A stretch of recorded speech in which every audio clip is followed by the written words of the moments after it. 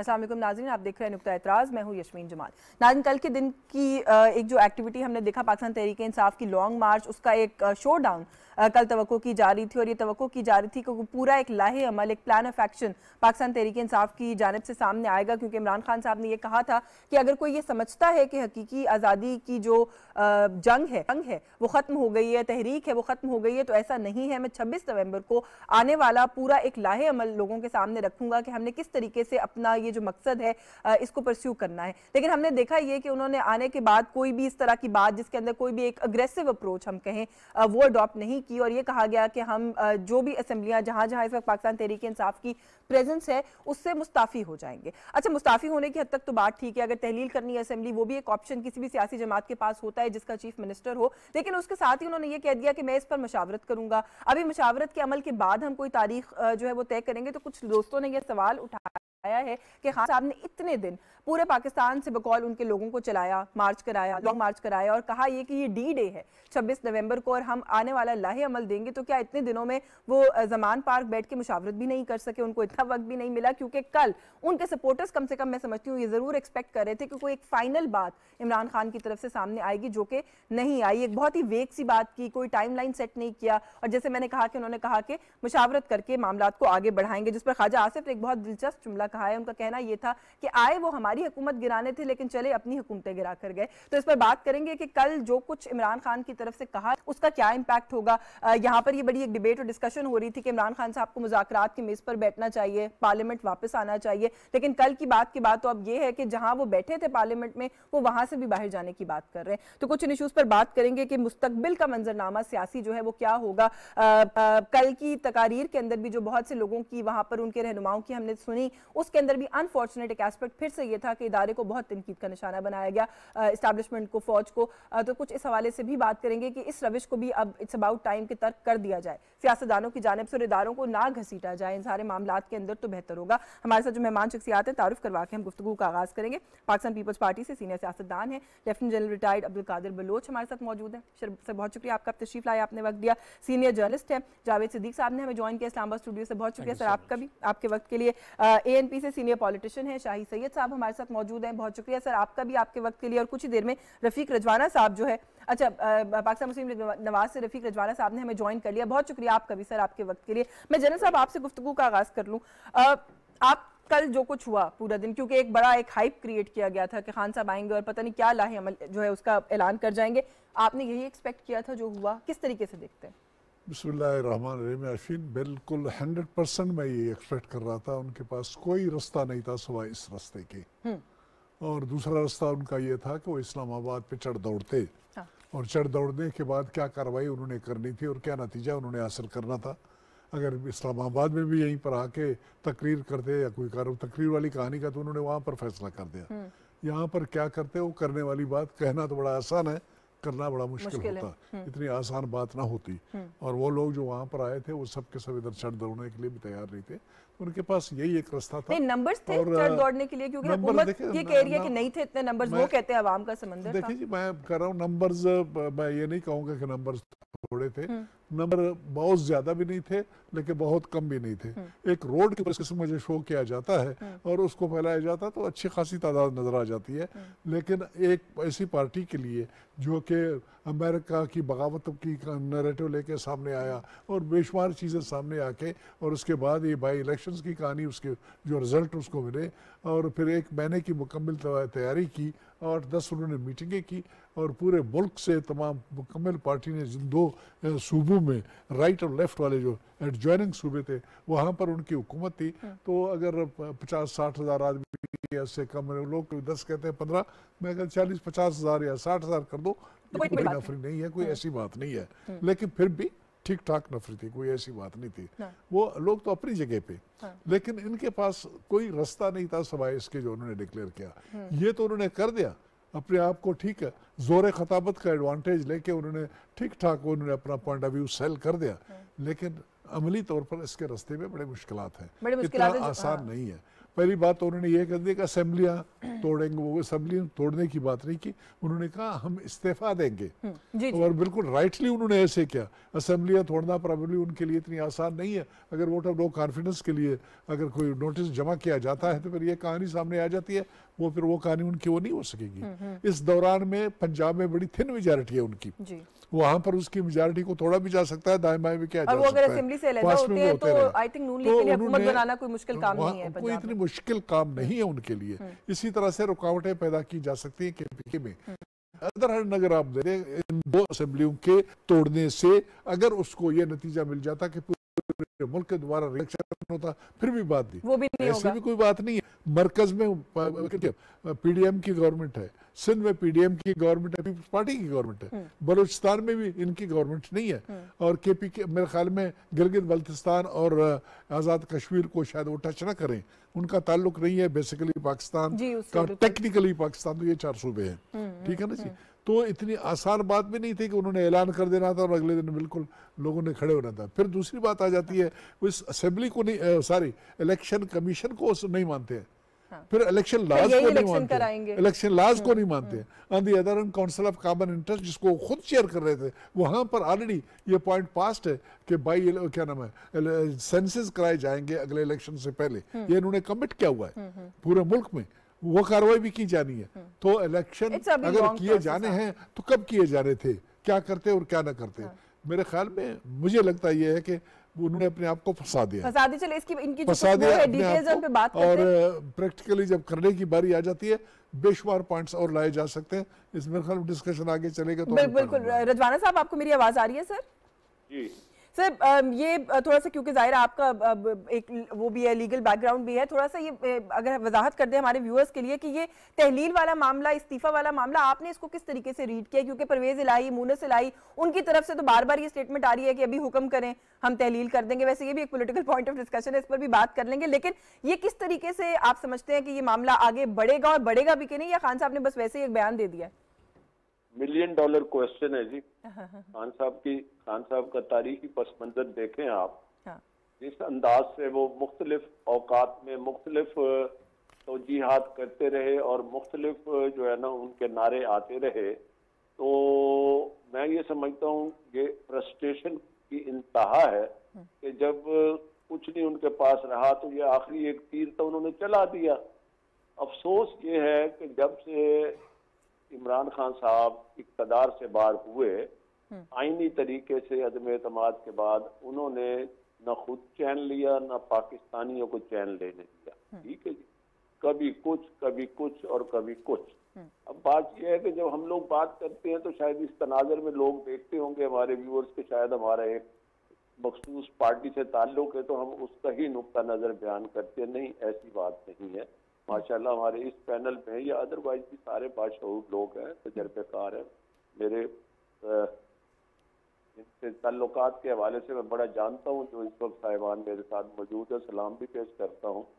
बात यह है कि अनफॉर्चुनेटली एक ऐसा सियासत के मैदान में एक ऐसा लीडर आया है जो सिवाय अपने बाकी कुछ नहीं देखता, और उसने सोचा है या ख्वाब आया है या उसे कहीं से कोई खबर आई है कि पाकिस्तान सिर्फ उसके लिए बना था, और हकीकी आज़ादी का नारा लगाना, तो इसका मतलब ये है कि कायद आज़म रहमतुल्लाह अलैह ने आज़ादी हमें नहीं दिलवाई।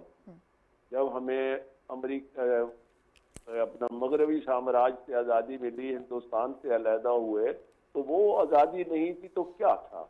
हकीकी आज़ादी का नारा लगा दिया। फिर कहा जी कि चोरी और करप्शन जब तक होगी, तो बात यह है कि पहले आप अपने दामन में देखिए, अपने गिरेबान में झांकिए कि आपका इस दौरान आपके ऊपर क्या क्या चीजें साबित हो चुकी हैं। वजाहत में मैं नहीं जाता, ठीक है जी। और जब आप किसी की तरफ उंगली उठाते हैं तो 4 उंगलियां आपकी तरफ होती हैं, तो अपने दामन को भी सामने रखें, अपने कामों को भी सामने रखें। अदम एतमाद हो गया, पार्लियामेंट में बैठे रहते, लीडर ऑफ दी अपोजिशन का रोल अदा करते, और उसके बाद अगला इलेक्शन जब होना था उस पर आपकी मशावरत से केयर टेकर गवर्नमेंट बन जाती और मुल्क चलता रहता। अब कहते हैं जी कि माशी अदम इस्तेकाम के लिए सियासी इस्तेकाम जरूरी है और इलेक्शन करा दे। मेरी नज़र में इलेक्शन कबल अज वक्त क्यों हो, नंबर 1। नंबर 2, वो कहते हैं जी कि अगर 2/3 अक्सरियत ना मिली और मेरे पास इख्तियार ना हुआ तो मैं नहीं लूंगा हुकूमत। तो फिर अगर ऐसी स्टेज खुदा न खास्ता मुल्क के साथ होगी तो फिर ये दोबारा इलेक्शन कराएंगे। और कॉल ऑफ फेल का तजाद है कि नेशनल असेंबली से इस्तीफे दिए, कितनों के इस्तीफे मंजूर हुए। कोई अदालतों में गया जी कि मैंने इस्तीफे नहीं दिए, आई एम स्टिल MNA। किसी ने कहा जी कुछ तनख्वाहें ले रहे हैं। कुछ लोग मोस्टली जो है पार्लियामेंट लॉजेस ऑक्यूपाई किए हुए हैं अभी भी जी। तो ये क्या होगा, कड़वा जो है वो थू और मीठा जो है वो हड़प। तो मैं ये समझता हूँ ये सब ड्रामाबाजी है। खुदा के लिए पाकिस्तान पर रहम करें, अगले इलेक्शन तक इंतजार करें।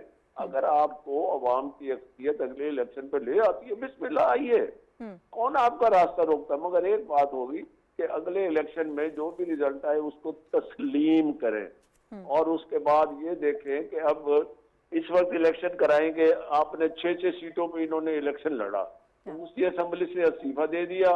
6 इलेक्शनों का खर्चा बोझ हुकूमत पर पड़ा, पाकिस्तान पर पड़ा, अवाम को जहमत हुई और कहाँ गई 6 सीटें। कोई एक रख के जाए पार्लियामेंट में। इलेक्शन लड़ने का मकसद क्या है? इलेक्शन लड़ने का मकसद था कि पार्लियामेंट में जाए। तो अब भी मैं ये समझता हूँ जो कल उन्होंने ऐलान किया है ये उसी ड्रामे का आखिरी ड्रॉप सीन है। अगर ये इस्तीफे अब कौमी असेंबली वाले भी जो है ना वो अपने मंतकी अंजाम को नहीं पहुंचे और उनके दिलों पे हाथ रख के पूछे तो वो सारे नाखुश हैं कि हम अच्छी बड़ी असेंबली में चल रहे थे, पॉलिटिक्स में हिस्सा ले रहे थे, अब सड़कों में खाक छान रहे हैं, कंटेनरों पे चढ़ बिल्कुल जिगर खान साहब ने जो है वो और असेंबलियों बाकी असेंबलियों से भी इस्तीफे की बात जो है वो कर दिया। आपने कहा ये ड्रॉप सीन था। मैं इस पे बात करती हूँ मजीद, जरा इजाजत आपकी से मैं जावेद साहब को गुफ्तगू में शामिल कर लूँ। सर एक तो पहले as a senior journalist, independent observer, बहुत सारी प्रोटेस्ट मार्चेस हमने अपने करियर में देखी। लॉन्ग मार्च का पूरा प्रोसेस और फिर कल जो उसका ड्रॉप सीन हुआ, आप समझते हैं अच्छा पावर शो था पाकिस्तान तहरीक इंसाफ की तरफ? पावर शो तो ठीक था मेरे कल का, बिल्कुल। लेकिन खान साहब की जो पॉलिटिकल असेसमेंट है उसमें गलती है, उसमें बड़े फ्लॉज हैं। मिसाल के तौर पे जब बेनज़ीर भुट्टो साहिबा ने पाकिस्तान मुस्लिम लीग नून की हुकूमत के ख़िलाफ़ 92 में एक लॉन्ग मार्च किया था, बिल्कुल यही सिचुएशन थी। पंजाब में जो चीफ मिनिस्टर थे भुट्टो साहब वो और वहाँ पर मीर अफजल खान दोनों बेनज़ीर के साथ थे और उन्होंने कहा कि हम मार्च में हिस्सा लेंगे और वो मार्च नहीं हुआ। और उससे पहले इंटरवेंशन हुई मिलिट्री की और वहीद काकड़ साहब, जनरल वहीद काकड़ उस वक्त आर्मी चीफ थे, वो आए और उन्होंने सदर गुलाम इसाक और प्राइम मिनिस्टर नवाज शरीफ से इस्तीफ़ा लेके नए इलेक्शंस करवा दिए। खान साहब के जहन में शायद ये सिनारियो था कि अगर मैं स्ट्रीट का प्रेशर माउंट करूं और काफ़ी अरसे से वो लगे हुए थे तो शायद कुछ हासिल कर लूं, अल्टीमेट गोल हासिल ये नहीं, अल्टीमेट गोल ये था कि एस्टेब्लिशमेंट को से उनके साथ जो शिकवे हैं एस्टेब्लिशमेंट से या फौज से, वो ये हैं कि वो उन्होंने इंटरवीन क्यों नहीं किया और मुझे नए इलेक्शन क्यों नहीं ले के देते। ये भी कहते रहे कि बातचीत हो रही है, कॉन्टैक्ट्स हैं हमारे, और ही वाज एक्सपेक्टिंग कि जी एक इंटरवेंशन होगी और फ्रेश इलेक्शंस हो जाएंगे। और वो नहीं हुई। वो जो उन्होंने अपनी पॉपुलैरिटी की वेव बिल्ड की है, उनका ख्याल था कि इससे वो फ़ायदा उठाएंगे। और ये जो हाल ही में इलेक्शंस लड़े हैं, बाई इलेक्शन में काफ़ी इनकी पोजीशन ठीक थी, लेकिन वो नहीं हो सका। यानी he was not able to convince the establishment या कोई भी है कि इंटरवीन करें। जलसे में भी एस्टैब्लिशमेंट को कहते रहे उनके सारे रहनुमा कि अपनी पुरानी गलतियां सुधारें, कि इंटरवीन करें और इलेक्शन की डेट लेकर दें। ये नहीं हो सका। दूसरी तरफ उन्होंने अपना रास्ता ब्लॉक कर दिया कि बराह रास्त सियासतदानों से जो गवर्नमेंट में है उनसे बातचीत करें कि जी आए बैठते हैं इलेक्शन की कोई बातचीत करते हैं। तो वो रास्ता तो उन्होंने इख्तियार नहीं, वो रूट नहीं इख्तियार किया, यही रूट इख्तियार किया और इन पर प्रेशर बिल्ड करते रहे। सोशल मीडिया पे उन्होंने बहुत बड़ी तूफ़ान खेज़ किस्म की मुहिम चलाई मिलिट्री की लीडर्स के ख़िलाफ़ वगैरह वगैरह। तो आई डोंट थिंक कि उनका ये एक सैनर कोर्स ऑफ एक्शन था और इसमें वो अब उस जाल में फंस गए। और ये जो कार्ड उन्होंने कल प्ले किया है कि हम असेंबलियाँ डिज़ोल्व करेंगे और इस्तीफ़े देंगे, और ये भी एक उसी का हिस्सा है। Do you think he meant it? ये सवाल मैं इसीलिए करी जो मैंने इब्तिदाई में बात कही कि आप इतनी लंबी मार्च पूरी एक्सरसाइज करने के बाद आते हैं पब्लिक के सामने और कहते हैं अभी मैं मुशावरत करके तारीख बताऊंगा, या तो आप plan of action. He is not sure कि जी ये मटेरियलाइज करेगा या नहीं करेगा। एक कार्ड उन्होंने हाथ में रखा हुआ है कि मैं इस्तीफा भी देने लगा हूँ, मैं असेंबलियाँ तोड़वाने लगा हूँ, प्रेशर टैक्टिक बस यूज करना चाहते हैं, बतौर pressure tactics. But this is not going to help him out. मेरा ख्याल है वो एक ऐसी स्ट्रेटजी पे काम किया उन्होंने जो अल्टीमेटली उनको डेड एंड पे ले आई है, एक बंद गली में वो फंस गए। तो बिल्कुल ठीक है। शाहिद सैयद साहब से किस तरह से देख रहे हैं, कल पाकिस्तान तहरीक इंसाफ का जो पावर शो था, जो ऐलानात हुए, आप एक्सपेक्ट कर रहे थे? जनरल साहब तो कहते हैं कि वो यही कुछ एक्सपेक्ट करते, इससे ज्यादा वो क्या कर सकते थे इमरान खान साहब? यास्मीन, सबसे पहले तो मैं आपको शुक्रिया अदा करता हूँ और देखने वाले को सलाम देता हूँ, जो साथ बैठे हुए सबको भी सलाम। देखो, हमें तारीख से कुछ सीखना है, तारीख से न सीखे ये हमारी बदकिस्मती होगी। कल का शो बिल्कुल अच्छा पावर शो है, तो भी आपको शो कह रहे, लेकिन इसका मोटिव मकसद क्या था? क्या ये मुल्क की बेहतरी के लिए था या मुल्क को बर्बाद करने के लिए था? सबसे पहले इलेक्शन चाहता है जल्दी।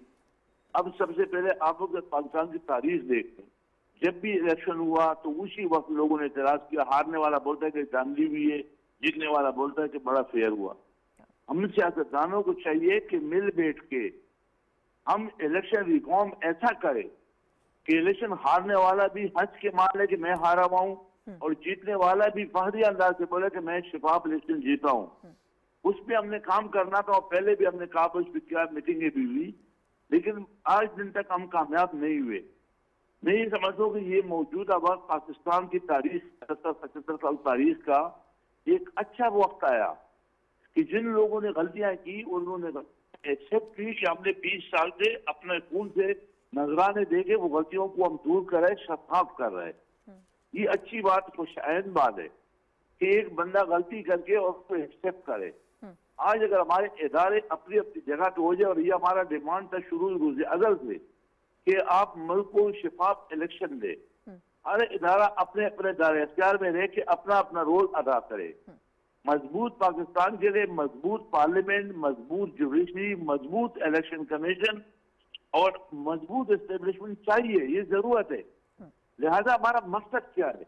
क्या इस मुल्क को इस तरीके से ये जो मौजूदा जिसने जो भी प्रोडक्ट किया, बहुत लोग आए, कम लोग आए, मैं इस वजह से कहता हूँ, मगर जितना पेट्रोल जला, जो लोगों को तकलीफ भी हुई, इसका मकसद क्या था? किस लिए करना? प्रेशर किस लिए करना? इलेक्शन करना है। इलेक्शन तो 8 महीने हैं या 9 महीने हैं, लेकिन इलेक्शन के लिए क्या इलेक्शन रिफॉर्म नहीं चाहिए? क्या ऐसा इलेक्शन कानून साजी नहीं चाहिए कि ताकि कल हारने वाला खुशी के साथ एक्सेप्ट करे? हमें वो नहीं, लेकिन शाहिद सैयद साहब, इसमें एक सवाल ये भी है कि जो आप बातें कर रहे हैं वो दुरुस्त हैं, लेकिन कुछ एक राय ये भी एग्जिस्ट करती है कि उनकी बात मान लेनी चाहिए, इलेक्शन कर देना चाहिए, क्योंकि जो बातें आप लोग कर रहे हैं उसके लिए थोड़ी सी एक स्टेबल पॉलिटिकल एनवायरनमेंट चाहिए होती है, जो कि इस वक्त मैसर नहीं है। और खान साहब तो बिल्कुल भी किसी सूरत भी किसी इशू पर बैठने को तैयार नहीं है।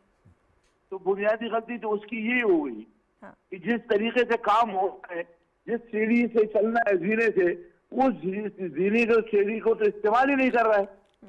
तो लिहाजा ये गलती तो उसकी है कि उसने पूरा सियासतदानों सबको छोड़ 4 साल के अलावा उसने और कौन सा काम किया, कौन सा प्रोजेक्ट लगाया, कौन सा नया काम किया, कौन सा रोड बनाया, कौन सा पावर स्टेशन लगाया? कि मैं लोगों को छोड़ के गए और मैं इससे नहीं मिलूंगा।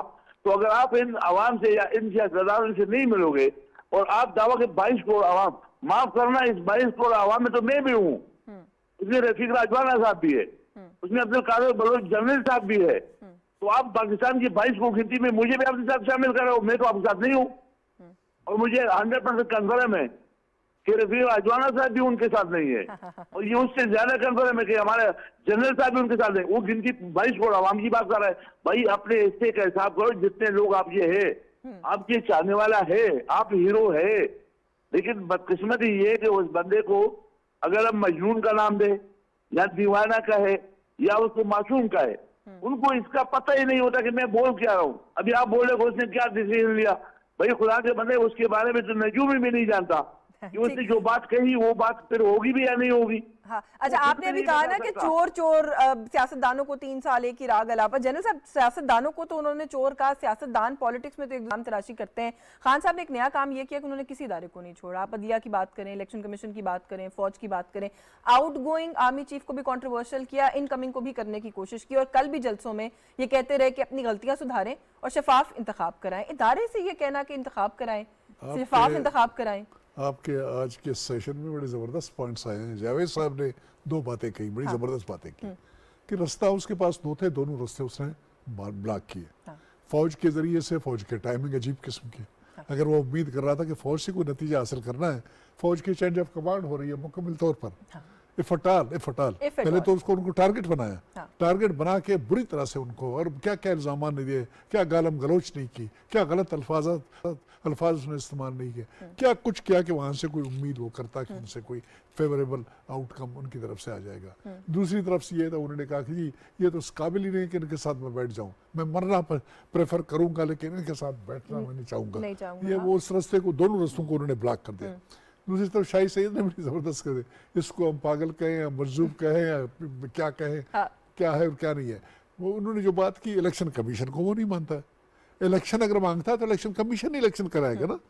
अभी इस वक्त इलेक्शन कमीशन के एक कमीशन चीफ के इलेक्शन कमिश्नर हैं, 4 उसके मेंबर्स हैं, इन सबको वो पैक करवाना चाहता है। इलेक्शन लॉज को वो नहीं मानता है, जुडिशरी को वो नहीं मानता है, फौज को भी वो टारगेट उसने बनाया हुआ है। तो अगर वो कोई चेंज चाहता है, चेंज का एक ही तरीका है हमारे मुल्क में, और वो जो एक जमहूरी मुल्क है, अच्छा है बुरा है जैसे भी है, इलेक्शन करने होते हैं। इलेक्शन के नतीजे के तौर पे जिन लोगों को सबसे ज़्यादा वोट मिलते हैं वही पार्टी आके हुकूमत फार्म करती है। इन्होंने इनके खिलाफ तारीख एतमाद आया बड़ा जायज़ किस्म का, वो उसको भी जाके अमेरिका के कंधे पे डाल दिया। फिर उसको डर लगा कि अमेरिका पता नहीं क्या करेगा, फिर कहने लगा कि नहीं जी, लेकिन एक बेसिक मसला ये ना, उनकी जमहूरियत की भी कोई अपनी डेफिनेशन है। आपने कहा जमहूरियत को नहीं मानते, वो फवाद चौधरी ने कल जलसे में कहा कि हमें इस मुल्क में पहले तो जमहूरियत चाहिए। पहले मैंने कहा वो किसी चीज को ना, निज़ाम में अदल को वो तो इस मुल्क में एक नई चीज बुनियादी तौर पर वो कह नहीं सकता है, लेकिन शायद अगर उसको इजाजत दे, कोई बात गलत फहमी में उसको डाल दे और ये कह दे कि कायदे आज़म से तुम बड़े आदमी हो, तो ये भी कहेगा कि कायदे आज़म ने भी ये रास्ता गलत अडाप्ट किया था, उसको कोई और रास्ता चाहिए था, जहाँ पर एक इंडिविजुअल और एक पार्टी की रोल होती है और उस इंडिविजुअल को परमिशन होता कि जो जी में आता करता। अभी करने के लिए देखे ना, 3.25 साल उसको मिले।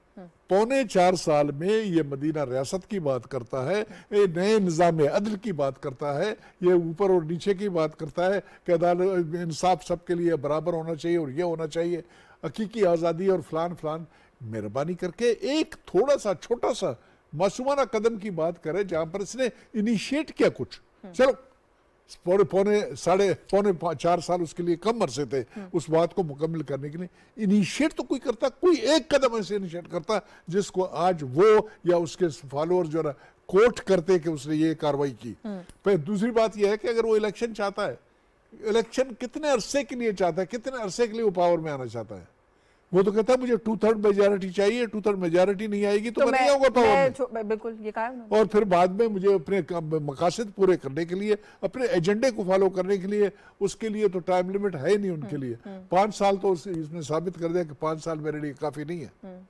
यानी सब कुछ को चेंज करके एक उल्टे एक नए तरीके से दुनिया उसने खुद पता नहीं वो कंफ्यूज नहीं है, नहीं पूरा इस मुल्क का जो पॉलिटिकल डायनामिक है वो तो फिर लगता है बंद गली में डाल दिया खान साहब ने, तो फिर क्या जानी सूरत में डाल दिया, कंफ्यूजन में डाल दिया।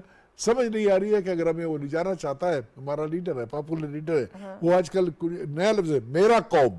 मैं अपनी कौम को ये बता रहा हूँ, मेरा फलाना, मेरा पाकिस्तान, मेरी कौम, मेरा फलाना। हम उसके कौम के लोग हैं, हमें बताए तो सही रास्ता कौन सा है, किस डगर पे हमें चलाना चाहेगा, आउटकम क्या है, वो निज़ाम हमें बताए कि निज़ाम यही होगा, इसमें क्या होगा। हमारे निज़ाम में अदल है, हमारा एक मुकन्ना है, एक हमारा अदलिया है, एक हमारा जो है ना क्या नाम है मीडिया का हिसाब किताब है, एक गवर्नमेंट का हिसाब किताब है, कैसे उसको चलाए, अच्छा है बुरा है जैसा है हमारा है। हाँ, एक रोड मैप दे दे हर चीज के लिए। 75 साल से उसको एक तरीके से चलाया जा रहा है, गो के वो डिलीवर नहीं कर सका है उस तरीके से जो लोग कह रहे हैं, उसमें वो सही कह रहा है, उसमें गलत नहीं कह रहा है। लेकिन क्या है रास्ता जो वो जिस पे आपने बड़ा अच्छा सम अप किया इसको कि जो एक सिचुएशन है रजवाना साहब, ये जो अभी बात की है जनरल साहब ने, इससे तो वाकई यही समझ में आता है कि हिजानी कैफियत है, एक बंद गली है जिसके अंदर इस मुल्क का पूरा एक सिस्टम जो है उसको लेके जाया जा रहा है। क्योंकि वो जो अभी जनरल साहब ने बात की ना कि किसी भी वे आउट से वो मुत्तफिक नहीं होते आखिर में, तो फिर क्या इस बात सारे मामले का हल क्या है? जो बात अभी शाही सैयद साहब कर रहे थे, इलेक्टोरल रिफॉर्म्स, बहुत सारे मामला हैं, वो किस तरीके से इस तरह की सूरत हाल और माहौल में होंगे? नफ्सियात का जायजा लेना, हमारे नफ्सियात तो नहीं है मगर बेटे में हम लोगों के क्रिमिनल माइंड भी पढ़ते हैं, लोगों की साइकी को देखते हैं। उनकी साइकी को देख के ना ये सिंगल ट्रैक है मुलाजिम के साथ, अच्छा होता आज के हमारे तहरीक इंसाफ के दोस्त होते तो ये आपका प्रोग्राम तरफ फैल पर एनी हो।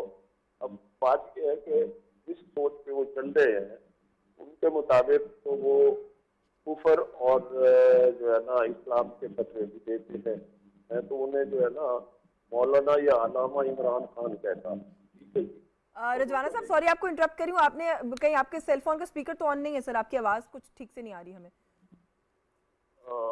मैं देख रहा हूँ, नहीं ऑन नहीं है जी जी अब आ रही है सर, अब आ रही है। अच्छा, तो मैं ये कह रहा हूँ वो फतवे देते हैं कि जी अल्लाह ताला पूछेगा आप उसके साथ नहीं खड़े हुए तो फिर अल्लाह ताला तो आपको माफ नहीं करेगा, तो वो जन्नत और दोज़ख के सर्टिफिकेट भी बांधते। ठीक है, तो ये बाकी मैं ये समझता हूँ कि एक नफ्सियाती प्रॉब्लम है, क्योंकि उनका कैरियर है क्रिकेट की गेम में जिसमें उन्होंने बड़ा अनूज देखा। ठीक है, तो he started his political career as a star. तो उस पर मेजोरिटी लोग हैं उसके क्रिकेटर के तौर पे फैन है, और पॉलिटिक्स में fortunately unfortunately he landed in the field of politics, तो वो पॉलिटिक्स के साथ है। भले ठीक है किसी को आज़ादी है इज़हार राय की। अब ये देखें कि कितना इखलाकियात का जनाजा इनके आने के बाद निकला, और कितने जो है ना पुराने लीडर और मौजूदा लीडर सियासी लोगों के बारे में इन्होंने नाज़ेबा अल्फाज और किन किन नामों से मंसूब किया। तो हमें भी कुछ 40-45 साल हो गए इस दश्त में जो है ना वो घूमते हुए अपना सियासत की। हमने तो ये नहीं देखा, अब तो हमें खुद सोच आती है कि अगर ये सियासत है तो क्या हम सियासत करें या छोड़ दें जहाँ एक दूसरे का एहतराम ना हो, और आप कहीं बैठे हो तो और किसी पीटीआई के बंदों में हाथ आ जाए वहाँ आपको और वो खतरा लगा रहे कि आपकी तौहीन कर देंगे, तो ये कल्चर किसने फैलाया? हाँ। और तीसरी बात ये है जो बड़ी इम्पोर्टेंट है, क्या जैसे अभी साहिबान बात कर रहे थे अपना चंद्र साहब की और जावेद साहब की और ये अपना शाही साहब, क्या ये पाकिस्तान का वाहिद एब्सोल्यूट लीडर है और बाकी कोई लीडरशिप नहीं? क्या ये वाहिद जमात है 30% वोटों वाली और 70% वोटों के लोग नुमाइंदे कौमियत में बैठे हैं? तो मैं ये समझता हूँ कि अल्टीमेटली इमरान खान साहब पुरानी तनख्वाह पे ही काम करेंगे, और ये सब दावे उसके जो है ना सारे खत्म हो गए। उसको कंट्रडिक्शन देते हैं, फिर उस कंट्रडिक्शन की वो क्रेडिट देते हैं, जो नहीं देता। तो आप ये देखें दुनिया क्या समझती होगी साइफर का मामला। सर आपकी आवाज जो है वो फिर कोई उसमें इशू आ रहा है। मैं प्रोड्यूसर साहब से कहूंगी कि एक दफा दोबारा कॉल कनेक्ट करके हम देख लेते हैं। इन द मीन टाइम में जावेद सिद्दीकी साहब को गुफ्तगू में शामिल कर लेती हूँ कि सर पहले तो मुझे ये असेंबली तहलील वाला मामला, अदम एतमाद वाला मामला, अगर इसके ऊपर वो एक्ट करते भी हैं जो अभी एक्सपेक्ट किया जा रहा है कि शायद फिलहाल इट्स अ प्रेशर टैक्टिक, सबसे पहले तो आपको लगता है Pervez Elahi is going to follow suit? बयानात तो दे रहे हैं, लेकिन क्योंकि जो उनकी जितना उनकी पॉलिटिक्स का अगर ट्रैक रिकॉर्ड सामने रखा जाए तो विल ही फॉलो? मेरा नहीं ख्याल कि खान साहब के जहन में यह है कि वाकई इस्तीफे देंगे। अच्छा। और डिसोल्यूशन होगा। डिसोल्यूशन नहीं होगा और उनको पता भी है, और उनके इर्द गिर्द कुछ लोग जो सीनियर एलिमेंट हैं जो पाकिस्तान की पॉलिटिक्स को जानते हैं, इन्स एंड आउट्स को, वो समझते हैं कि ये काबिल अमल चीज़ नहीं है एट दिस जंक्शन। जो कुछ उनके पास है भी, यानी अभी तो उनके पास चले गवर्नमेंट है, KPK में है, यहाँ भी वो कहते हैं हमारी गवर्नमेंट है, पंजाब में इधर भी उनके कुछ लोग बैठे हुए हैं असेंबली में, नेशनल असेंबली में, तो उनका कोई ना कोई वेट है। अगर ये सब कुछ वो हाथ से छोड़ देते फिर उनके पास क्या रह जाएगा? तो वो एक आपको नहीं लगता कि मेरा ख्याल है नहीं देंगे, और अच्छा, बंद गली में फंस गए। हाँ। अब उनको वे आउट नहीं मिल रहा।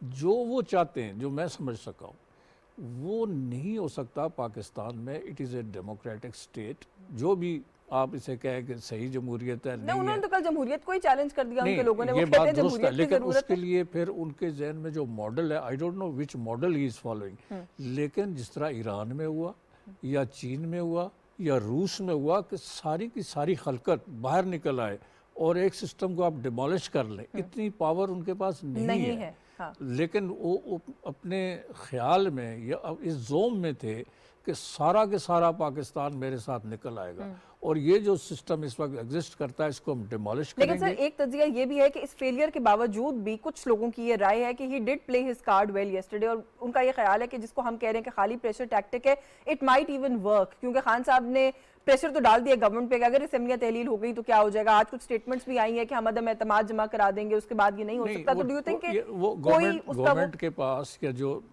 इस वक्त जो PMLN PPP का जो है PDM, उनके पास एक ऑप्शन तो है ना कि वो इसको स्टॉल कर लें, रोक दें, उनके इस मूव को कामयाब ना होने दें। लेकिन खान साहब जिस तरह की बात, मसलन अभी एक मैंने उनका बयान देखा है प्रेसिडेंशियल सिस्टम होना चाहिए, वो भी ये भी कह चुके हैं। अच्छा, या वो उस तरह की खुमैनी साहब की जो स्टाइल था गवर्नेंस का वो ले आए जिस तरह ईरान में है, या चाइना में जिस तरह शी पिंग साहब है कि सब कुछ उन्हीं के हाथ में है और वो बाकी सारी चीज़ें जो इनके सब सर्विएंट है। ऐसा नहीं हो सकता पाकिस्तान में। ये मल्टी कल्चरल, मल्टी रेशल और हर तरह की सोसाइटी है। ये बड़ी ऐसी सोसाइटी है जो बड़ी कॉम्प्लिकेटेड है और इसको रन करना मुश्किल है। और डेमोक्रेसी के ज़रिए ये रन हो सकती है, लेकिन इसमें आपको टॉलरेंस, अकोमोडेशन, कोएग्जिस्टेंस, ये चीजें आपको। लेकिन sir I don't even know how to phrase this question, लेकिन ये जो एक आप कह रहे हैं कॉम्प्लिकेटेड सोसाइटी है, इस तरह की कॉम्प्लिकेटेड सोसाइटी में जो भी जनरल साहब ने कहा कि मजीद हिजान पैदा करने की अगर कोई एलिमेंट कोशिश करता है in the name of politics, in the name of saying कि जी फ्रीडम ऑफ एक्सप्रेशन है, हम कुछ भी कह सकते हैं, किसी पॉलिटिकल रहनुमा को वो नहीं छोड़ते, किसी सियासी हेड को वो नहीं छोड़ते, तोशा खाना, फॉरेन फंडिंग, इस तरह के बहुत सारे मामला उनके ऊपर, उनकी कोई अकाउंटेबिलिटी आपको लगता है हो रही है? नहीं, उनकी अकाउंटेबिलिटी होनी चाहिए।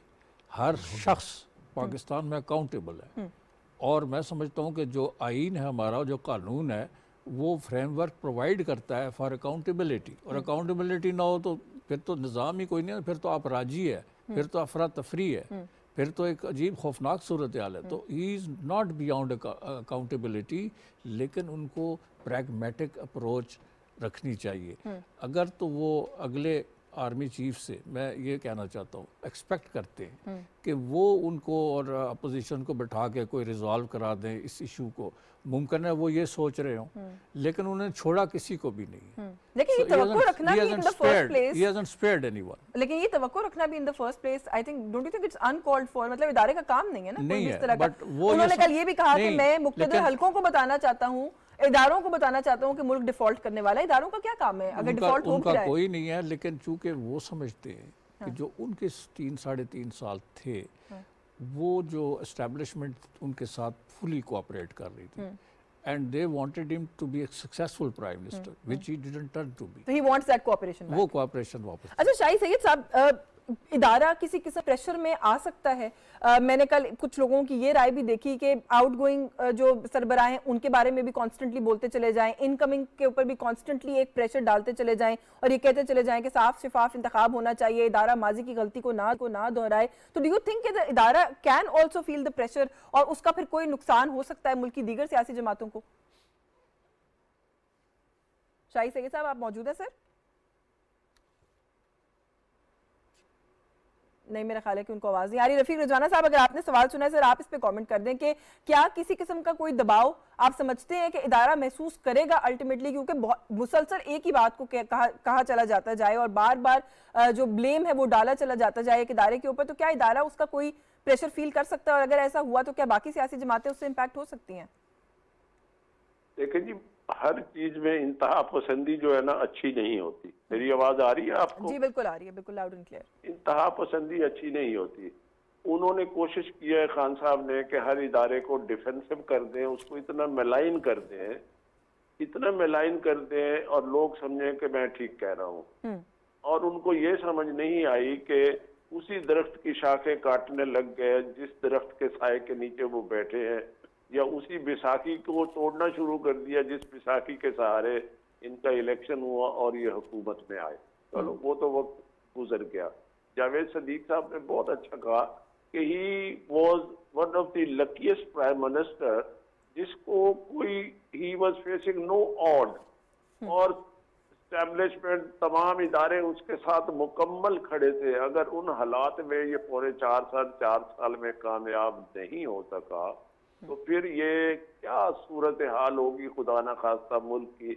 और फिर मुल्क जिन हालात में economically we are in a crunch, तो क्या इस वक्त इस तरह का गैर जमहूरी अमल, जलसा जलूस तो जमहूरी अमल है, मगर उसके जो नताइज है वो गैर जमहूरी है। एक असेंबली चल रही है, इलेक्शन का टाइम अभी रहता है, तो क्या इस तरह के गैर जमहूरी काम जो है वो मुल्क के माशी इस्तेकाम, जो पहले अदम इस्तेकाम का शिकार है, उसमें कोई रोल पॉजिटिव अदा करेंगे या नेगेटिव? आई पर्सनली फील के खान साहब समझते हैं, आपको याद होगा उनका बयान कि मेरे खिलाफ अदम एतमाद लाने से बेहतर था पाकिस्तान पर एटम बम गिरा देते। तो एक लीडर जो ये सोचता है कि मेरे बगैर पाकिस्तान में अंधेरा है, मेरे बगैर असेंबली कोई नहीं है, मैं वजीर आजम नहीं तो पाकिस्तान में कोई वजीर आजम नहीं। और अभी आप ये बात कर रहे थे गालिबन या जावेद सदीक साहब कि कुछ कहते हैं जी प्रेसिडेंशियल फॉर्म ऑफ गवर्नमेंट बेहतर है, तो इस पे एक बैकग्राउंड है जो पहले र्यूमर्स थी, मेरे पास इसका कोई मतलब है, कोई वेरीफाइड सोर्स नहीं है। मेरी ये गुजारिश गौर से सुनिए नाजरीन भी, ये एक इमरान प्रोजेक्ट का कहते हैं कि एक हिस्सा था कि अगले इलेक्शन इसको जितवा के जिन पर ये आसरा कर रहे थे और एक मखसूस शख्सियत पर, उसके बाद इसको ये 2/3 का जो इन्होंने नारा लगाया हुआ है, 2/3 मेजोरिटी दिलवा के और असेंबली से आइन में तरमीम करके जो है वो प्रेसिडेंशियल फॉर्म ऑफ गवर्नमेंट लाया जाए। तो इनके मुंह से ये जो बात निकलती है, इस जमहूरी निजाम का हिस्सा है, पार्लिमानी निजाम के सूरत में इलेक्शनों में हिस्सा भी लेते हैं। और आज उन्होंने ये कल कह दिया, मैंने नहीं सुना, आपका रेफरेंस दे रहा हूँ इस प्रोग्राम का, कि प्रेसिडेंशियल फॉर्म ऑफ गवर्नमेंट होना चाहिए। तो इसकी आप चेन ऑफ इवेंट्स अगर मिलाएं, उस बात पर जो पहले ये अफवाहें उड़ती रही या गुफ्तगू चलती रही कि इनको दोबारा लाए, 2/3 मेजोरिटी दे और उसके बाद आइन में तरमीम करे और प्रेसिडेंशियल फॉर्म ऑफ गवर्नमेंट ले आए, तो ये हो सकता है इमरान प्रोजेक्ट फेज 2 का एक हिस्सा था जो अल्हम्दुलिल्लाह नाकाम हो गया। तो इस वक्त मुल्क को जिन हालात में हम हैं, इत्तेहाद की, जगानकत की जरूरत है। अगले इलेक्शन के टाइम तक इंतजार करें, भले आप वापस आते हैं, दोबारा बन के आते हैं, जरूर आए, मगर मेरी एक दुआ होगी कि अगर दोबारा आते हैं तो कुछ सोच समझ के बेहतर तरीके से आए। इस तरह से चले तो ना तो इनको पाकिस्तान सूट कर रहा है, ना इनको जमहूरियत सूट कर रही है, ना इनको असेंबली सूट कर रही है, ना इनको सूबाई असेंबली सूट कर रही है। और सारा काम करने के बाद अब इस नतीजे पे पहुंचे कि सूबाई असेंबली अभी तोड़ दे, यानी कि बिल्कुल खाना खराब कर देना है, मैं नहीं तो फिर कुछ भी नहीं है। हाँ, और ये भी एक राय है कि ये शायद इनके पास लास्ट एक पॉलिटिकल कार्ड था जो कल, तो और कार्ड भी ले बेशक, ये देखे कार्ड कोई भी पॉजिटिव नहीं होगा। मैं इंडिपेंडेंट गुजारिश कर रहा हूँ, मेरी एक अपनी सोच है कि क्या इस वक्त पाकिस्तान इस अफरा तफरी का मुताबिल हो सकता है? कितने महीनों से पाकिस्तान में बदअमनी, बेचैनी आई हुई है, आज लॉन्ग मार्च है, आज फलाह है, आज फलाह है। मकसद ये है कि मुझे पावर में वापस लाए। बिल्कुल, लेकिन वो किसी तरह की बातचीत के लिए तैयार नहीं है। शाहिद सैयद साहब, आप मौजूद हैं सर हमारे साथ? सर, आपसे आपके लिए पहले भी सवाल छोड़ा था लेकिन राब्ता मुनक़ता हो गया। मैं थोड़ा सा चाहती हूँ आप इस इशू पर भी कमेंट कर दें कि ये जो एक बात हम बार बार करते हैं कि वो एक ही चीज को रिपीट करते हैं, दबाव डालने की कोशिश करते हैं, प्रेशर टैक्टिक्स है। आप समझते हैं कि कल जो कुछ उन्होंने कहा, असेंबलियों को तहलील करने की बात की, गवर्नमेंट किसी किस्म के प्रेशर में आएगी इसकी वजह से, या डिफेंसिव पर जाएगी? क्योंकि राना सनाउल्लाह साहब ने आज जो स्टेटमेंट्स दी हैं कि हम वो ला सकते हैं, अदम इस्तेकाम एतमाद की तहरीक जमा करा सकते हैं सूबाई असेंबलियों में, तो कुछ लोगों ने उसको इस चीज से रीड किया कि शायद गवर्नमेंट कोई दबाव महसूस कर रही है। मैं सबसे बड़ी बात यह कि पाकिस्तान के अवाम की बदकिस्मती है, ये गोल्डन चांस पाकिस्तान के सियासतदानों को मिला है कि एस्टेब्लिशमेंट ने खुद इस बात का एतराफ किया, बरमला एतराफ किया, और वो भी ये नहीं चाहता है कि हमने मुदाहिदत नहीं करना है, और हमारी डिमांड भी यही थी। आज भी अगर हम सियासतदान न बैठे, न मिल बैठे और हम आपस में इन मसाइल को, इन इशू को डिस्कस न करें, वो इलेक्शन रिफॉर्म है, वो हम चाहते हैं कि आजाद अदलिया हो, आजाद इलेक्शन कमीशन हो, उनको किसी के सामने हाथ न फैलाना हो, वो इस तरीके से अच्छे सख्त फैसले करे। आप इंडिया के इलेक्शन कमीशन को देखो और हमारे पाकिस्तान का भी देखो, और फिर हमारे 70 साल तारीख में आप इलेक्शन पे एतराजात देखो, जो हार जाता है वो है कि भाई ये गलत हुआ, धांधली हुई, और कभी आर्थिक सिस्टम फेल, कभी दूसरा, कभी तीसरा, लेकिन आज तक कभी एक्सेप्ट नहीं किया। ये गोल्डन चांस है सियासतदानों के लिए। हम भी अगर ये कह रहे कि हमने इमरान खान से नहीं मिलना है तो ये हमारी गलती है, हम गलत कर रहे हैं। हमें उनसे मिलना है, उसके साथ बैठना है, उससे बात करना है। अब वो बोलते कि नहीं मैंने बात ही नहीं करना है, तो अगर तुमने बात नहीं करना है तो फिर आपका टेका क्या है? मिसाल के तौर पर डिफेंस में बंगला जब कोई बनाता है तो एक बंदा मजदूर आता है, वो टेका लेता है बंगला तोड़ने का, तो क्या इसको पाकिस्तान तोड़ने का इरादा है? क्यों बात नहीं करना है? ये क्या नवाज शरीफ पाकिस्तानी नहीं है? क्या जरदारी पाकिस्तानी? ये सब चोर है और तुम पर रिश्ता है। अब आपका बैकग्राउंड क्या है? आप कहाँ के रहने वाले हो? आपका गांव किसको मालूम नहीं है? आपके वालिद साहब क्या कर रहे थे? आपने सियासत कब शुरू की? आपने क्रिकेट में क्या किया? आपने जुआ कितना खेला? आपने नहीं खेला। आपके बारे में हमें एक एक चीज का पता है, लिहाजा आप कोई फरिश्ते नहीं हो, आप भी हमारे तरह इंसान हो। आपसे भी गलती हो सकती है, हमसे भी हो सकती है, लेकिन इस मुल्क में इस वक्त सख्त अवाम में नहीं है। खुदा गवाह कि इस्लामाबाद जैसे शहर में घरों से बाहर गेट से मीटर चोरी हो रहा है, रास्ते में कोई चीज रख करके नहीं जा सकते हो, गाड़ी से बच्चे अगर उतार दो तो आपने बच्चों का फिक्र करो या गाड़ी का फिक्र करो। हम इस हालात में रोजगार नहीं है, लिखे पड़े लोग बेरोजगार घूम रहे। गाँव देहात में मरदान में भी गाँव में बैठा हूँ, इस गाँव में भी चोरियां शुरू हो गई। यहाँ पे लोग रोड पे सामान छोड़े, हम एक दूसरे को जानते थे, लेकिन यहाँ पे बदतमीजी शुरू हो गई।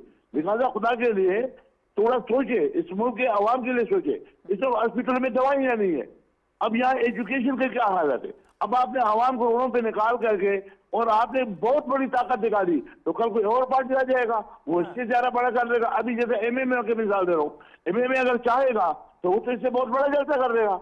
हम भी जब चाहते हैं तो हम भी बड़े जलसे कर दे। अच्छा शाहिद सईद साहब, आपने भी अपने गुफ्तगू में सर एक बात कही, आपने कहा कि अगर हम भी ना बैठना चाहें इमरान के साथ तो हमारी भी गलती, ऐसा नहीं होना चाहिए। जनरल साहब फिर सवाल वहीं पर आ जाता है।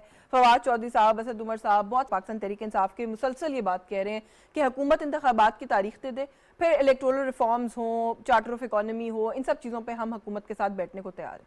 तो फिर एक स्टेप आपको नहीं लगता कि हुकूमत फिर आगे बढ़ सकती है? हुकूमत के साथ बैठेंगे तो बात करेंगे। बात तो एक ही है कि इंतखाब इलेक्शंस कब होंगी, उस कब के लिए तो बैठना है ना। नहीं, वो कहते हैं कब आप पहले अनाउंस कर दें। हमारे गवर्नमेंट का भी पॉइंट ये है कि जितना टाइम उनको मिला हुआ है, आफ्टर ऑल सियासी लोग हैं, सियासत करना चाहते हैं। इस वक्त ये महंगाई की जो तूफान आई हुई है, इकोनॉमी की जो तबाही फिर गई है, फ्लड्स की जो मुसीबतें और सर पे पड़ी हुए हैं, टीटीपी के जो कार्रवाइयाँ केपीके में की जा रही हैं, बलोचिस्तान में जो बगावत का समा बना हुआ है, इन तमाम मामलात में जब तक सिटिंग गवर्नमेंट कोई रिजल्ट नहीं पॉजिटिव दे सकेंगे, अब अगले इलेक्शन में किस किस्म का नतीजा वो एक्सपेक्ट करेंगे। नेचुरली जिस तरह उनको हक पहुंचता है, जिस तरह उन्होंने प्लान किया हुआ है कि हमने वो जो चिट्ठी निकाली और यू दिखाई और उसके नतीजे के तौर पे हमने एक तूफान खड़ा कर दिया, उसका नतीजा उनको फौरन चाहिए। इसी तरह से ये जो गवर्नमेंट उसकी वोट ऑफ नो कॉन्फिडेंस के जरिए से आई है, वो भी चाहते हैं कि हमें टाइम मिल जाए ताकि हम डिलीवर कर सकें और इलेक्टोरेट के पास जिस वक्त जाते हैं तो हमें वोट मिले। तो ये अगर कार्रवाई हम पहले उनकी मर्जी के मुताबिक इलेक्शन का ऐलान कर दो, क्या ऐलान कर दें? इलेक्शन हमने कह दिया, हमने कह दिया इलेक्शन ना 20 मरतबा सबने कहा है कि अक्टूबर में इलेक्शन होंगे, अगस्त में जो है असेंबली अपनी मुद्दत पूरे करते हैं, 2 साल का 2 महीने का उसके बाद टाइम दिया जाना है, 2 महीने से 3 महीने का अक्टूबर में बनते हैं। तो कौन सी वो डेट, कौन सी बात है? अपनी मर्जी की मांगते हैं ना, अपनी मर्जी के डेट, इलेक्शन डेट के लिए उसको अक्रॉस द टेबल बैठने की जरूरत है, ये कहने की जरूरत है। डिस्कशन होगा तब होगा। गवर्नमेंट का तो व्यू पॉइंट बड़ा क्लियर है मरकजी कि अक्टूबर में हम इलेक्शन करेंगे, 20 मरतबा उन्होंने कहा। आप लोग मुज़ाकरात के लिए ओपन है? तो मुज़ाकरात कौन सी मुज़ाकरात तो आए ना। हाँ। हमने तो कह दिया, वो कह रहे हैं कि इलेक्शन का डेट दो, इलेक्शन का डेट। अच्छा एक चीज मैं चाहती हूँ आप कमेंट करें, जो अभी ये जो चीजें है ना, ये खान साहब एक कल्ट के सरबराह है। मुझे आप एक बात बता दीजिए, आप बता दें, जावेद साहब बैठा हुआ, मुझे सिर्फ ये बता दें कि इनका पार्टी का नंबर, ये इंसान है, अल्लाह करे उसको कुछ भी ना हो, अल्लाह करे उसको उम्र खिज़र मिल जाए, लेकिन उसके ऊपर एक अटेम्प्ट हुआ, ठीक है ना जी। अगर खुदा न खास्ता उसको कुछ हो जाता है, इसका नंबर 2 कौन इस पार्टी के? कोई भी नहीं। इस सदारती निजाम का, इस नए निजाम का ये जो कार्रवाई पूरे का पूरे दुनिया को आगे पीछे करने से वो किधर है? अदारों से वो मदद मांगते हैं, अदारों को क्या कुछ वो नहीं कहते रहे, मीर जाफर और मीर सादिक और फलाना और जानवर और ये और वो और कौन कहता रहा ये तमाम अल्फाज। लेकिन मैं इसी पे आपसे कमेंट चाह रही हूं कि इदारे को उन्होंने पहले भी दबाव में रखा, आप समझते हैं कि इनकमिंग लीडरशिप को भी प्रेशराइज करने में कामयाब हो सकेंगे? उन्हीं अदारों के ऊपर ये इल्जाम है कि वो इदारे उसको लाके उन्होंने कुर्सी पे बिठाया। उन्हीं इदारों के ऊपर इल्ज़ाम है कि 4 साल बड़े आराम से 4 साल 5 साल उसको चलाते रहे, और उन्हीं इदारों के बारे में फिर क्या कार्रवाई की उसने, क्या बोला और क्या राय रखता है, और उस राय को इवन कल तक उसने कंफर्म किया। दरमियान में उसे परवेज लाई साहब ने उसके बारे में ये कहा कि ये कोई उनको शिकायत हमें नहीं है, अभी न अदारों से शिकायत है, न फलाने से शिकायत है, न अमेरिका से शिकायत है, उन्होंने बयान दे दें।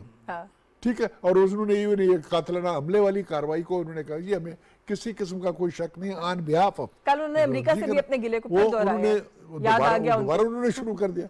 अब ये एक आदमी बिल्कुल हर चीज में कंप्लीट कंफ्यूजन का शिकार है, उसका आप क्या बता सकते हैं। सदारती निज़ाम में 1 मैन 1 वोट होता है, और एक सूबे से आपका सदर इलेक्ट हो सकता है। 1 यूनिट की मुसीबतें आज तक हम भुगत रहे हैं। 1 यूनिट की एक दफा बन गया, आज तक सीधा ईस्ट पाकिस्तान लेना होगा, बाकी सूबों में अभी दोबारा ये कार्रवाई डालना चाहता है। ये एक फेडरेशन बना, एक जबरदस्त की जमहूरी निज़ाम उन्होंने कर लिया, जो चलने वाला है, जिसको कोई टच नहीं कर रहा है, उसको भी खत्म करके एक नई कहानी शुरू करना चाहता है। सदारती निज़ाम जो है वो तो फिर पंजाब से हमेशा होगा सदर, क्योंकि कोई अगर आप इसका फार्मूला नहीं बनाते तो जो मेजॉरिटी सूबा है पंजाब है, हमारी 60% आबादी, उसकी अपनी एक कॉम्प्लिकेशन है जिसको वो शायद खान साहब को जो प्रॉब्लम है वो ये है कि कहते हैं कि फ्रांस के सदर डिगाल ने कहा था कि अगर मुझे निकाल दिया गया, आफ्टर मी डिल्यूज, मुझे मैं न हुआ तो कुछ भी नहीं बाकी रहेगा। ये जो कॉम्प्लेक्स है, ये इससे उनको निकलना होगा। बड़े बड़े दुनिया में लोग आए, बड़े बड़े फिलोसफर्स थे, स्टेट्समैन थे, सब ख़त्म हो गए। मुमलकतें चल रही हैं, डेमोक्रेसी चल रही हैं, सिस्टम्स चल रहे हैं दुनिया के, तो उनको इस जोम से बाहर आना चाहिए। ये जोम ख़त्म होना चाहिए उनका। वो एक है, और वो लोग तो तबसरा निगार सारे कह रहे हैं ना कि आई के प्रोजेक्ट जो इस्टेब्लिशमेंट का था वो ख़त्म हो गया। सो उनको इस बात को रिकग्नाइज करना चाहिए कि he was created as a leader.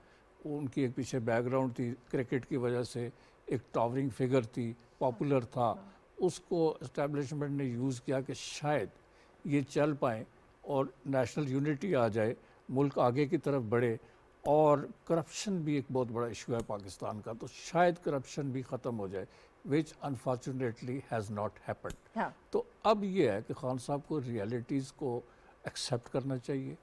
जो लोग बैठे हुए हैं, गवर्नमेंट चला रहे हैं, वो भी एक डेमोक्रेटिक प्रोसेस से आए हैं, उनके साथ बैठ के बात करें, इलेक्टरल रिफॉर्म्स पे बात करें, पॉलिटिकल जो अमल है उसका हिस्सा बने ना, सियासी अमल का जो तरीका है उससे हिस्सा बने। इस वक्त जो है वो एक आगे अगर आपको कोई पाकिस्तानी कौम 2 अक्सरियत देती है तो गुड इनफ, आपकी लक है, और आप जो फैसले बाद में करें, इलेक्शन लड़ के आए, लेकिन इलेक्शन लड़े, लेकिन अभी जो है इस सिस्टम में तो आपको you have to accommodate the others। लेकिन वैसे सर आपने अपने जर्नलिस्टिक करियर में ऐसा फिनोमेना पहले कभी विटनेस किया है जो इदारा कह रहा है कि हम दूर रहना चाहते हैं, हम न्यूट्रल हैं, हमें मत घसीटा जाए, एक पॉलिटिकल पार्टी बार बार कहती है आप क्यों न्यूट्रल हैं, आप आए आगे किरदार अदा करेंगे। तो पहली दफा मेरा ख्याल है हमने आए हमें बिठाने के लिए, और कुछ करने के लिए नहीं, no not for any other purpose. उनको ये है कि मुझे आपने पहले बिठाया था, निकाला क्यों, क्यों अभी दोबारा, ठीक है, इससे पहले भी एक नारा लगा था, लेकिन ये है कि मुझे क्यों निकाला और मुझे वापस बिठाओ, ये चीज नहीं होगी। तो आई थिंक पर वापस बैठाने का भी तो कोई फॉर्मूला समझ में आता है। वो जनरल साहब ने कहा इलेक्शन कमीशन को आप नहीं मानते, इलेक्टोरल सर आपको चैट करना चाह रहे हैं, जनरल साहब आपको चैट करना चाह रहे थे? नहीं, मैं यही कहना चाहता था कि इनको निकाला गया, क्यों निकाला, किसने निकाला, वोट ऑफ नो कॉन्फिडेंस आइन में एक तरीका है, लेट डाउन है, सब कुछ है उसमें। देखें ना, अगर वो और उस तरीके को उन्होंने इस्तेमाल कर दिया, लोग करते हैं तमाम तरीके हमारे मुल्क में, छांगा बांगा भी होते रहे, दूसरे तीसरे, इस किस्म की कार्रवाई ये नहीं है फॉर द फर्स्ट में, इस दफा तो ऐसी कोई बात हुई नहीं। वो ये कहते हैं आप न्यूट्रल क्यों रहे, यही तो मैं सवाल न्यूट्रल होना गिला ही है कि आप न्यूट्रल क्यों रहे, आप मुझे मेरे लिए खड़े क्यों नहीं हुए, ये उनका बहुत बड़ा गिला है और वो दुख है उनको। बिल्कुल, वक्त खत्म हो गया, मैं मजीद इस पर जरूर बात करती। बहुत शुक्रिया आपका जनरल कादिर बलोच, आपसे तशरीफ लाने वक्त दिया। जावेद सिद्दीकी साहब thank you so much sir. Rafiq Rajwana साहब बहुत शुक्रिया सर आपका, आपके वक्त के लिए। शाही सैयद साहब बहुत शुक्रगुजार हैं सर, आपने वक्त दिया। व्यूअर्स, प्रोग्राम नुक्ता इतराज से आज के लिए बस यही कुछ। यशमीन जमाल को इजाजत दीजिए, अल्लाह हाफिज़।